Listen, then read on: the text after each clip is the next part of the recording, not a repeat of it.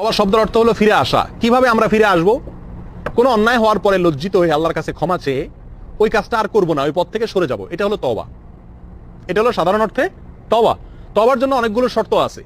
আল্লাহর কাছে তওবা অ্যাকসেপ্টেড, আল্লাহ আপনার ফিরে আসাটাকে গ্রহণ করবেন, মেনে নেবেন, এর জন্য কয়েকটা শর্ত আছে। তার ভিতরে একটা শর্ত হলো যেই অন্যায়টি করেছেন সেখান থেকে আগে সরে আসতে হবে। দ্বিতীয়ত হলো যে অন্যায়টি করেছেন তার জন্য আল্লাহর কাছে লজ্জিত হতে হবে। তৃতীয়ত হলো ওই অন্যায় আজ জীবনে করবেন না, সেজন্য মনে মনে সিরিয়াস ভাবে সত্যিকার অর্থে আপনি প্রতিজ্ঞা করতে হবে। এই তিনটা জিনিস যখন পাওয়া যাবে কমপক্ষে, তখন তওবা কবুল হবে। আর যদি তওবাটা বান্দার হক সংশ্লিষ্ট কোনো অন্যায় থেকে তওবা হয়, যেমন কারোর টাকা মেরে খেয়েছেন, সেখান থেকে আপনি তওবা করেন, তাহলে সেখানে আবার এই তিনটা শর্তের সাথে আরেকটি শর্ত যুক্ত হবে। সেটা হলো যার হক মেরে খেয়েছেন তার হক তাকে ফিরিয়ে দিয়ে তারপর আল্লাহর কাছে মাফ চাইতে হবে। তার হক ঠিকই পকেটে রেখে দিলেন আর মনে মনে তওবা করলেন যে আল্লাহ আর কখনো করব না, এক দানে এমন টাকা মারছি আর লাগবে না, তাহলে এটা কি তওবা হবে? এটা তওবা হবে না, বা এই তওবা আল্লাহ গ্রহণ করবেন না।